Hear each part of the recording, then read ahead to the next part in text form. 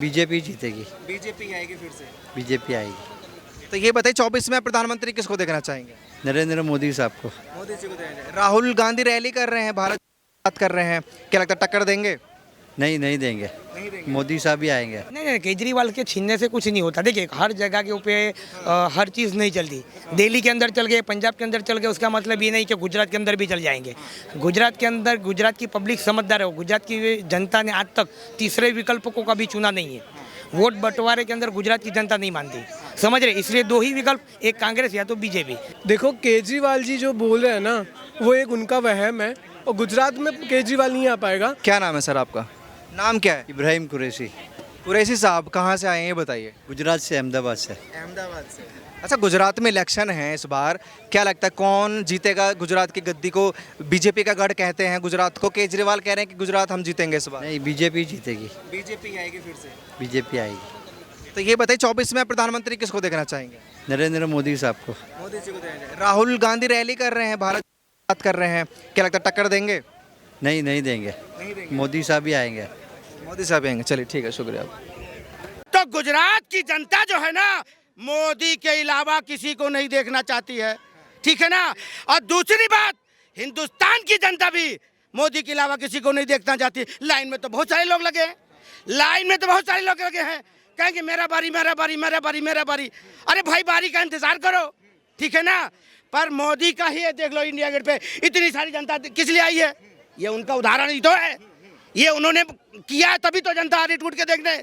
नहीं किया होता तो कैसे आती? ठीक है, आप इस स्वागत की जो बात कर रहे थे, उन्होंने स्वागत तो किया केजरीवाल जी का, लेकिन साथ में मोदी समर्थक कहे कि दिल भी तो तोड़ दिया उनका। देखो, दिल नहीं तोड़ा है। अगर वो बोल देता मैं मोदी समर्थक हूँ, कहते भैया मैं तेरे ऑटो में नहीं बैठूंगा, हाँ मैं तो दूसरा बुलाओ। अब पहली बात, हमारे केजरीवाल जी को यही कहेंगे, अपने दिल्ली के मुख्यमंत्री हैं, ठीक है ना। हम तो यही कहेंगे, दिल्ली को अच्छा बनाओ, दिल्ली को सुधार दो, बाकी देशों पे बाद में ध्यान दो। पहले अपनी दिल्ली को एक ऊंचे लेवल पे ले जाओ, अच्छी जगह ले जाओ, ताकि जनता तुम्हारी, जैसे 2 बार आप जीते ही हो और आपको समर्थन करे जनता, क्योंकि दिल्ली को एक अच्छे लेवल पे ले जाओ। जिस तरह ये कोई इंडिया गेट जो बना हुआ है, सुभाष चंद्र जी का जो ये हमारे लगा हुआ है, ये मूर्ति, ये आज तक गायब था, सिर्फ नाम था सुभाष चंद्र बोस। आज इनको लगाने का मतलब पता है, हमारे बंगाली भाइयों का भी मन जीता है मोदी जी ने, कलकत्ता बंगाल वालों का भी मन जीता कि हमारे सुभाष चंद्र बोस जी का भी नाम है, कहीं लगा हुआ है, क्या नाम है, इंडिया गेट पे उनकी मूर्ति। तो इसका उदाहरण यही है कि भैया जो कुछ होगा मोदी राज में बहुत अच्छा होगा और आगे अच्छा होता रहे। मेरा कहने का मतलब यही है। बाकी लाइन में तो सब कोई लगे हुए है, सब कोई लगा हुआ है लाइन में, किसी को नहीं कहते लाइन में मत लगो। अगर देश को बचाना है तो मोदी जी को लाना है, ठीक है ना। इससे आगे अब बात। ठीक है, चलिए, धन्यवाद सर आपका। क्या नाम है भाई साहब? गणेश अग्रवाल। अग्रवाल जी, बताइए 24 में जो इलेक्शन है, प्रधानमंत्री की कुर्सी पर किसको देख रहे हैं इस बार? मोदी जी। मोदी जी को देख रहे हैं। क्यों मोदी जी के अलावा ऑप्शन नहीं दिखाई दे रहा आपको?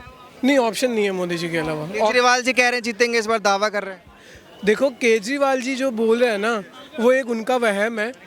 उनका वो बंदा IT डिपार्टमेंट वाला बंदा है, ठीक है ना। जो बंदा IAC, इंडिया अगेंस्ट करप्शन की स्टेज में खड़े होकर ये बोल चुका था कि मैं अपने बच्चों की कसम खाता हूँ, मैं पॉलिटिक्स में नहीं आऊँगा। उस बंदे ने अपने गुरु अन्ना हजारे को धोखा देके पॉलिटिक्स में आ गया। उस बंदे को वोट देना सबसे बड़ी गलती है, सबसे बड़ी गलती है। जो वहाँ स्टेज में पब्लिक के सामने कुछ अनाउंसमेंट कर चुका और वो उस चीज़ को छोड़ के आ गया, तो वहाँ पे ही उसके आप कह रहे हैं लोगों की गलती है वोट देने के लिए, तीसरी बार फिर भी CM बन गए, तो दिल्ली की जो जनता है गलती क्यों कर रही है बार बार? कई बार समझने में समय लगता है और मार्केटिंग भी होती है, काफ़ी कुछ होता है इसके अंदर, तो सारी चीज़ें होती है। और गुजरात में केजरीवाल नहीं आ पाएगा। रीज़न है कि अगर आज पंजाब की बात करते हो, पंजाब में ढंग से बीजेपी लड़ी कहाँ थी चुनाव? पंजाब में तो उसने पूरे कैंडिडेट्स तक नहीं उतारे थे बीजेपी ने क्लियर बोल दिया था कि हम लोग नेक्स्ट इलेक्शन में भी पंजाब में ध्यान देंगे। अभी पंजाब में हम लोग का उतना ध्यान ही नहीं है ना।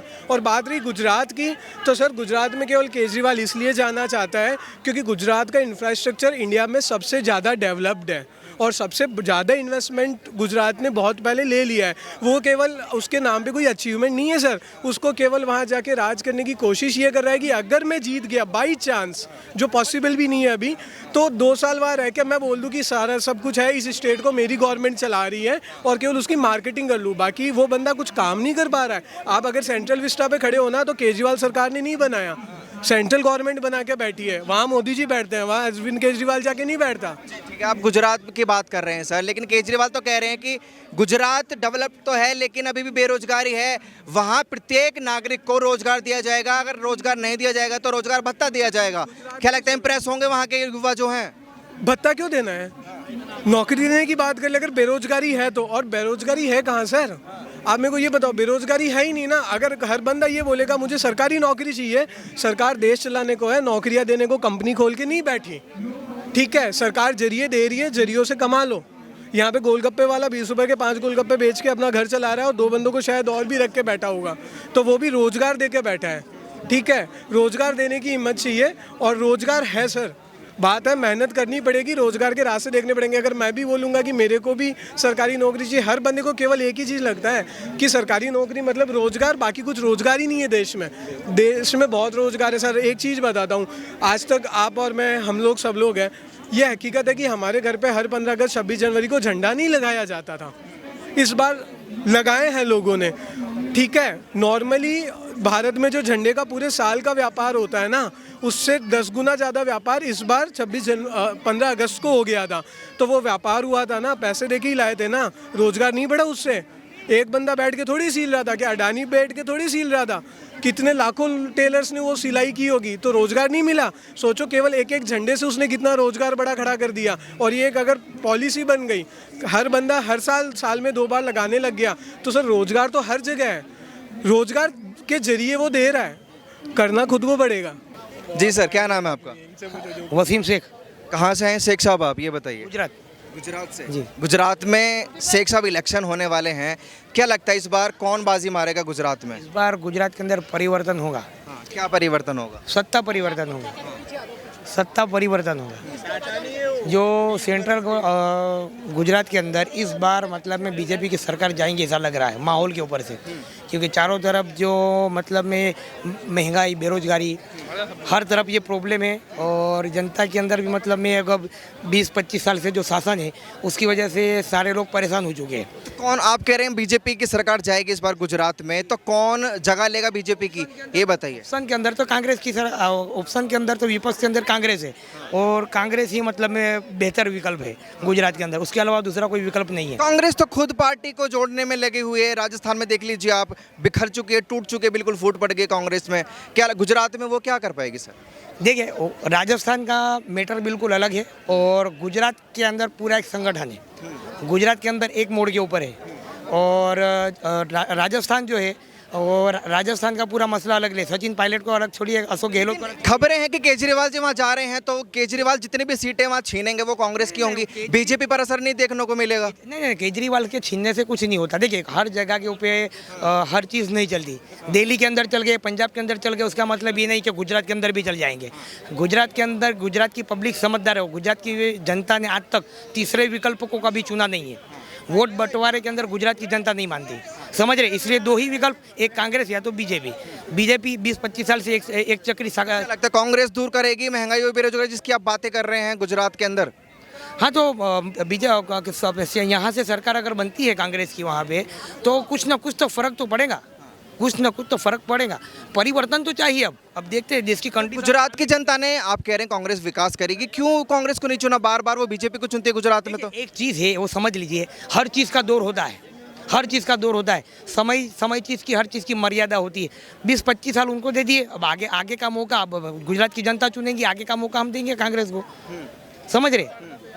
कहते हैं वहाँ तो मोदी की लहर है, केजरीवाल की रैली में भी मोदी के नारे लगाए गए हैं। देखिए, वो तो कुछ ना कुछ % लोग होते हैं जो हर जगह के ऊपर जाकर अपने आदमी को छोड़ देते हैं, वो जाकर वो चिल्ला देते हैं। उसका मतलब ये नहीं कि पूरे गुजरात के अंदर ये माहौल है, समझ रहे? गुजरात के अलावा ये बताइए 24 में इलेक्शन लोकसभा के हैं, प्रधानमंत्री कौन बनेगा? प्रधानमंत्री का जो अभी विपक्ष का जो कैंडिडेट आएगा उसके बाद में तय करेंगे कि विपक्ष का कैंडिडेट क्या होता है, उसके बाद में तय होगा कौन प्रधानमंत्री बनेगा नहीं बनेगा। लेकिन हालिया पोजीशन तो यही है, हालिया हालत तो यही है कि देश की और देश आप किसको देखना चाहते हैं? पोजीशन की बात मत करिए, प्रधानमंत्री किसको देखना चाहते हैं? राहुल गांधी को देखना चाहते हैं। ठीक है, राहुल गांधी को देखना हम राहुल गांधी को देखना चाहते हैं। नरेंद्र मोदी का काम कैसा लगता है ये बताइए? हम सारे कामों से संतुष्ट है, समझ रहे। लेकिन महंगाई, बेरोजगारी, जनता का मुद्दा क्या है? जनता का मुद्दा क्या है? जनता के मुद्दे के ऊपर हम लोग जनता के साथ खड़े हैं, ठीक है।